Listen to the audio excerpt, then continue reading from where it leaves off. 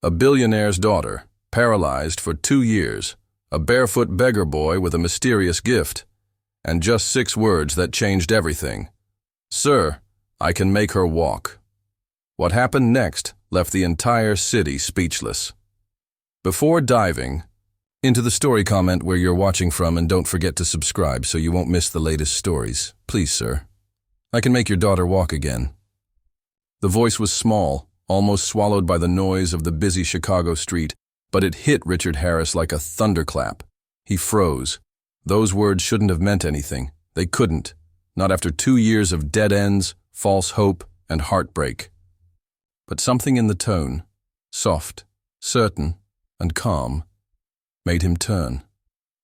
Slowly, like he was waking from a dream, Richard pivoted toward the voice. There, crouched at the edge of the sidewalk, was a barefoot boy, no older than 10. His shirt was 3, sizes too big and stained with city dust. His jeans were torn at the knees. He looked like someone the world had forgotten. But Richard didn't notice the dirt or the rips or even the boy's small frame. He noticed the eyes. They were dark, intense and unwavering, filled with a kind of wisdom far beyond his years. Eyes that had seen more pain than most adults. And somehow, in the middle of the chaos of honking cars, flashing lights, and fast-moving feet, those eyes were locked, not on Richard, but on the girl beside him, Emily. She sat quietly in her wheelchair, her hands folded neatly in her lap. Her once bright red hair was now tied back in a loose ponytail. Her legs were still, lifeless. Her face, expressionless. She hadn't walked in over 2 years, ever since that day. A drunk driver. A speeding car. One terrible moment that had shattered their family forever. Richard had lost his wife on that day, and he had nearly lost his daughter. 2. The spinal injury had been catastrophic. They'd been told, gently, apologetically, by the best doctors in the country. She may never walk again. He remembered how he'd flown her to Germany, to India, even Switzerland, chasing miracles. Holographic therapies, stem cell treatments, experimental surgeries. Every time he'd returned home with a heavier heart and a lighter wallet. So now to hear this, from a boy in rags. Richard's jaw clenched. This had to be some kind of cruel prank. "What did you say?" he asked, his voice low and tight. The boy didn't flinch. He didn't back away. "I said I can help her," the boy repeated softly. Richard's eyes narrowed. "This isn't funny." "I'm not joking." There was no arrogance in the boy's tone, no smugness, no trick, just pure conviction. Richard looked down at Emily, expecting her to be confused or scared.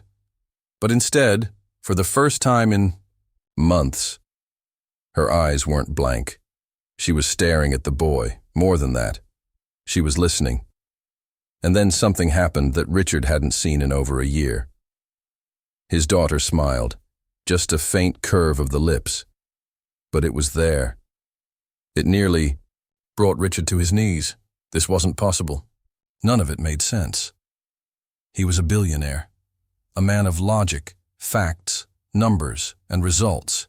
He didn't do magic. He didn't believe in street prophets or sidewalk healers. But that smile, that tiny, hopeful smile from a child who had forgotten what hope felt like, it cracked something in him. "Who are you?" Richard asked the boy. "My name's Jamal," he said, brushing some dirt off his hand. "I just know things. I don't understand it all, but when I see someone hurting, I feel it too. And sometimes I can take it away." Richard blinked, unsure whether he was witnessing madness or a miracle. "How?" he asked, almost afraid of the answer. Jamal shrugged. "I don't know how. I just know I can help her, but only if she wants me to." He looked at Emily again.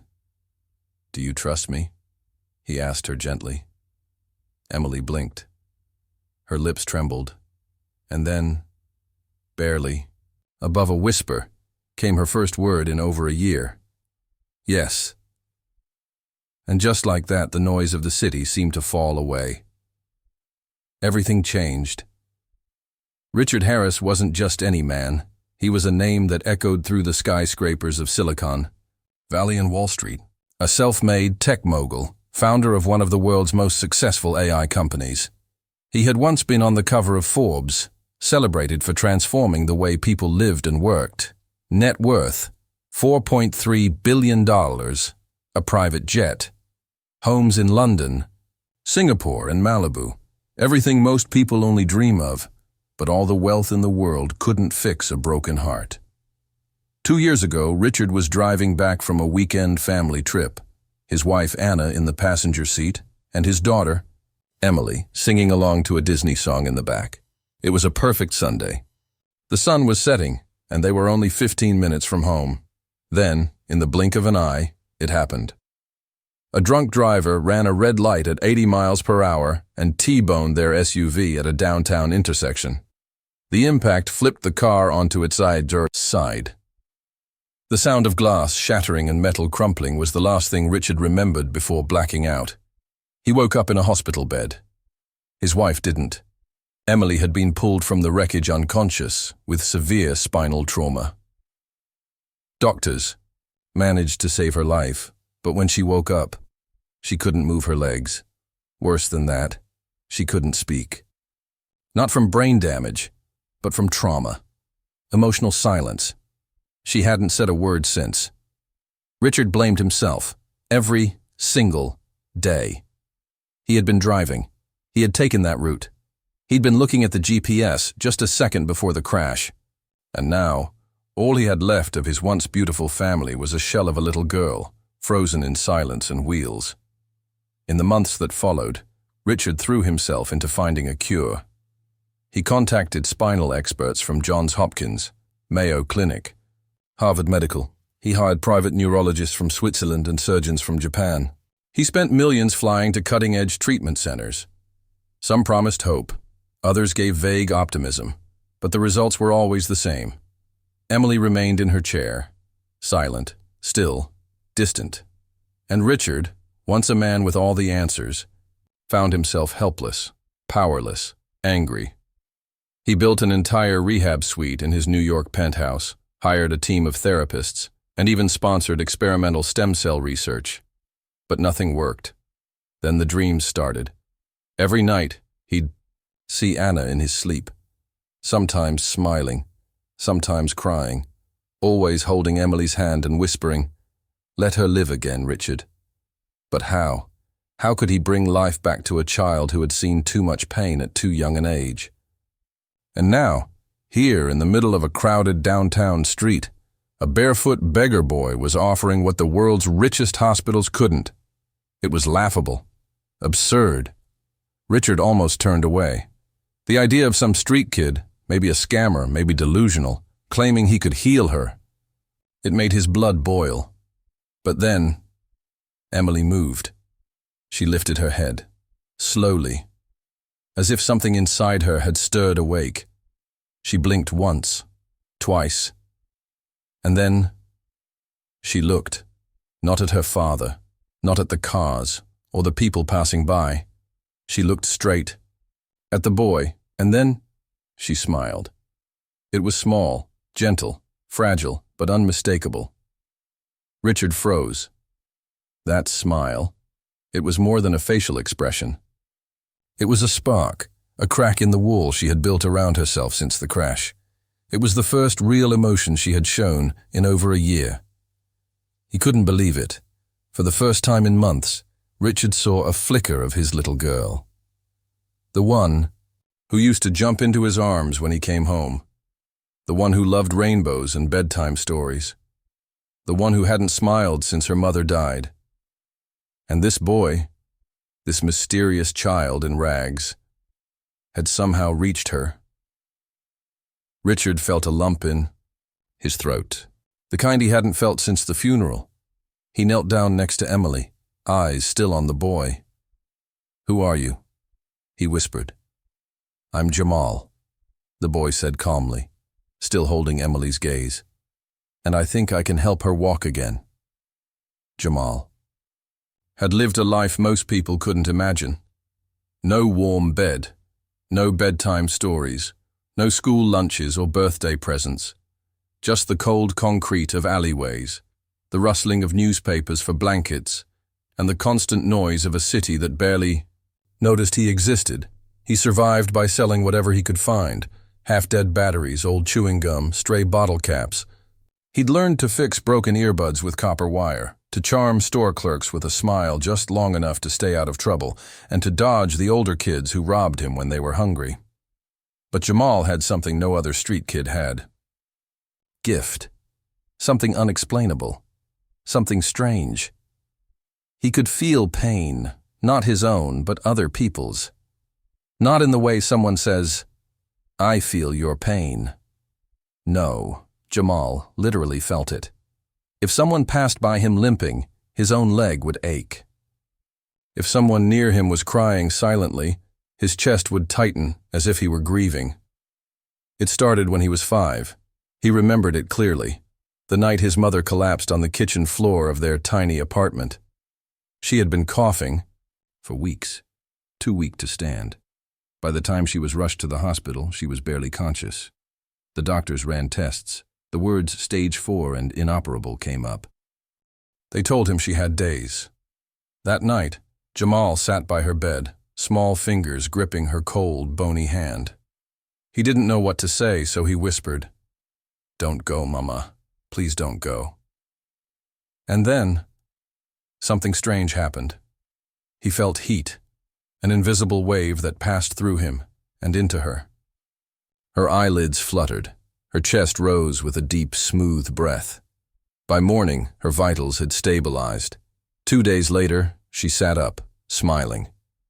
A week after that, her cancer scans came back, clear. The doctors were baffled.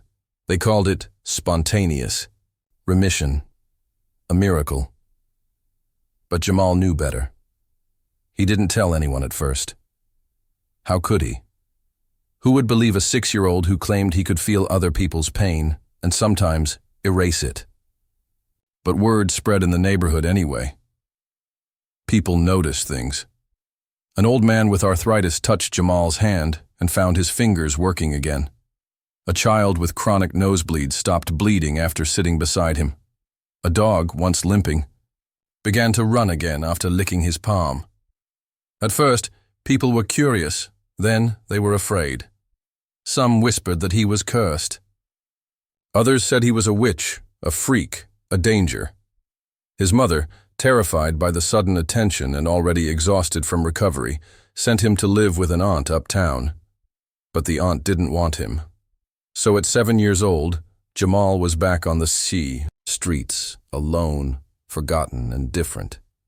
He stopped trying to explain his gift. Instead, he kept his head down, helped quietly when he could, but mostly he kept his distance. Because every time he got close to someone, they either tried to use him or push him away. Until today. Today was different. When Jamal saw the little girl in the wheelchair, something inside him screamed, a feeling so strong, so loud, it was like the world paused around her. He saw not just her broken legs, but the invisible wounds wrapped around her like chains. Guilt, sadness, trauma, silence. It was more than a physical injury. Her heart had forgotten how to be alive, and in that moment, he knew he could help her. So he stepped forward. "I don't know how it works," Jamal admitted to Richard, the suited man now kneeling at his daughter's side. "But if she lets me try, it might change her life." Richard looked at him with doubt, eyes clouded with confusion, fear, and a father's exhaustion, but Jamal didn't blink. He wasn't scared. He wasn't selling hope. He was offering what had once saved his own mother, a second chance. Then Jamal looked at Emily again. Her hands were trembling slightly. Her eyes met his, cautiously but curiously. "I don't want anything," Jamal added. "No money, no cameras. I just want to try." And somehow, for reasons no one could explain, not even Jamal himself, Emily nodded. In that small nod was the beginning of something unbelievable. The world would call it impossible. But to Jamal, it was just what he was meant to do. Richard stared at the boy, torn between disbelief and desperation. Could he really let a street kid try to heal his daughter? Every instinct as a father, as a rational man, screamed no. But then he looked at Emily, her soft eyes, the tiny smile still lingering from before, and realized something. What was there to lose? She'd already been through every therapy, every specialist, every miracle drug that science could offer. And yet she still sat, silent, paralyzed, not just in her legs but in her spirit. So Richard nodded. "All right," he said quietly. "Let's try." Jamal smiled, not proudly but kindly. As if he already knew the outcome, he asked them to go somewhere quiet, away from the rush of traffic and noise. So Richard pushed Emily's wheelchair a few blocks to a nearby park. It was a small green pocket in the middle of the bustling city, quiet enough to hear the wind rustling the trees. They stopped beneath a tall oak tree. Emily's wheelchair rested in the cool shade. Birds chirped overhead. Sunlight danced through the leaves, casting soft patterns on the grass. Jamal knelt down beside her. He didn't pull out any tools, no oils, no crystals, no chance, just his hands. He gently took hers, so small, so pale, and closed his eyes. The world seemed to hold its breath. No one spoke. Even the sounds of the city felt distant. For minutes, there was only stillness. Richard stood a few feet away, arms crossed, heart pounding in his chest like a drum. Part of him was afraid to hope. Part of him didn't dare to believe. But then, Jamal gasped softly. His eyes flew open. "She's not broken," he whispered. "Not the way you think." He looked up at Richard, then turned to Emily, his voice tender. "It's not your legs that are holding you down. It's your heart." Richard blinked, confused. "What are you talking about?" Jamal looked at Emily again. "You blame yourself, don't you?" Emily's lips trembled. "It wasn't your fault," Jamal whispered. "You think, if you hadn't dropped your toy, your mom wouldn't have told your dad to take that turn. If you hadn't cried for ice cream, you wouldn't have stopped at that intersection. You think it's all because of you." Emily's eyes widened. Tears welled up, then rolled silently down her cheeks. Jamal's voice softened even more. "But it's not true. It was never your fault. Your mom, she loved you. She still does. And she wouldn't want you stuck in that day forever. She'd want you to live, to run, to smile." And then, he gently placed a hand over her chest. Just a boy, just a touch. And suddenly, a breeze swept through the park, stronger than before, brushing their faces like a whisper from another world. Emily's eyes fluttered, her fingers twitched. Richard gasped. "Emily!" He choked, stepping closer. And then, it happened. First, her toes curled, just barely, but enough to see. Then, a shiver ran through her calves. The muscles trembled as if remembering they were alive. Jamal stepped back, breathing heavily, his face pale with exhaustion. Emily looked down at her legs, and then, slowly, she began to move. First, her foot shifted, then the other. Richard fell to his knees, unable to breathe. Emily placed her hands on the arms of her wheelchair, pushed down gently and lifted herself. Her knees wobbled. Her balance faltered, but she stood. She stood. People nearby gasped. Some froze mid-step. A woman covered her mouth. A teenager pulled out his phone, too shocked to even record. Richard's face crumpled. Tears streamed down his cheeks. His hands shook as he opened his arms. Emily, uncertain, unsteady, but determined, took one step, then another, and one more. 3 steps, and she collapsed, Not to the ground, but into her father's arms. He held her like he was holding the whole world, sobbing, laughing, disbelieving. Emily cried too, clinging to him. "Daddy," she whispered, her first word in over a year. Richard held her tighter. "I'm here, baby. I'm here." Behind them, Jamal smiled faintly and quietly turned away, disappearing into the crowd like mist in the morning sun. No glory, no reward, just a miracle. The moment Emily stood, the world changed. Not just for her or for Richard, but for every stranger in that park who had unknowingly witnessed a miracle. Gasps turned to tears, silence to stunned applause. People froze. Mid-conversation, jaws dropped, unable to believe what they'd just seen. But Jamal didn't stay. He quietly stepped back as the crowd circled Richard and Emily. No celebration, no spotlight. His eyes, calm and distant, took in the scene, as if he were looking at something already finished. Then, with quiet steps, he disappeared into the trees. No one noticed him leave, except Richard. Through the tears clouding his vision, Richard looked around for the boy, but he was gone. Vanished like the wind that had swept through the leaves. "Where's the boy?" he asked, breathless, still cradling his daughter. No one answered. No one had seen. That night, Richard sat beside Emily's bed, not her hospital bed, but her real bed. At home. The same room that had sat untouched for 2 years. The wheelchair was gone. She now rested under her favorite purple blanket, unicorns stitched in the corners. She was asleep, smiling, her first peaceful sleep in ages. And for the first time in just as long, Richard felt light, like the weight of grief had finally cracked, open and let something beautiful through.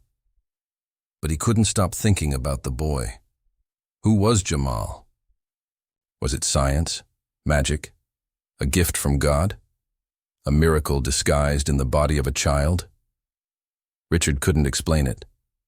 He stopped trying, but he knew he owed that boy everything. The next day, he returned to that street corner. He looked for hours, asking, around, showing photos, offering money to anyone who had seen the barefoot boy with the knowing eyes. Most shook their heads. Some shrugged. A few whispered stories, tales of a strange child who helped people and then vanished. Some said he was an angel, others said he was a hoax, but no one could find him. Not really. Weeks passed. Emily grew stronger each day. Her therapists called it the most incredible recovery they'd ever seen. But Richard never shared the full truth. He told the doctors it was spontaneous nerve regeneration. Let them believe what they wanted. He knew better. One evening, after tucking Emily in, Richard stepped into his study and opened a blank page on his laptop. He stared at the screen for a long time, and then he began to type. Not code, not business plans, but Jamal's story. He poured it out. The street corner meeting, the strange connection, the miracle. Every detail, not as a news article. Not even to convince anyone. Just as a story, a gift. He posted it online under the title, "The Boy Who Made My Daughter Walk Again." Within hours, it went viral. Millions read it, commented, shared. Some believed, some didn't. But everyone was touched. And somewhere, on some hidden street, a barefoot boy read it too. And he smiled. Months later, Richard announced a surprise project. Not another tech company, not another app. He launched the Jamal Foundation, a non-profit dedicated to helping underprivileged children with healing needs the world had forgotten. It wasn't just about medicine. It was about hope, free therapy, trauma healing, grief counseling, support centers for children who felt invisible. And at the center of it all was a single small bronze statue placed in a garden at the Foundation's headquarters. A barefoot boy kneeling beside a girl in a wheelchair, holding her hand. There was no plaque, no explanation, just a quiet symbol of something real, of something greater. And Emily? She began speaking again, drawing again, dancing again. She told everyone her legs had woken up because someone reminded her heart how to feel. Years later, during an interview, a reporter asked her if the story was true, about the boy, about the miracle. She smiled. Yes, she said. But the real miracle wasn't walking again, the reporter leaned in. Then what was it? Emily looked up, eyes shining, believing again. Thanks for watching this powerful story. If it moved you, please give it a thumbs up and share it with someone who needs hope today. Don't forget to subscribe and turn on the bell, so you never miss a story that could change your life. Until next time, keep believing in miracles and remember, sometimes the smallest voices carry the biggest truths.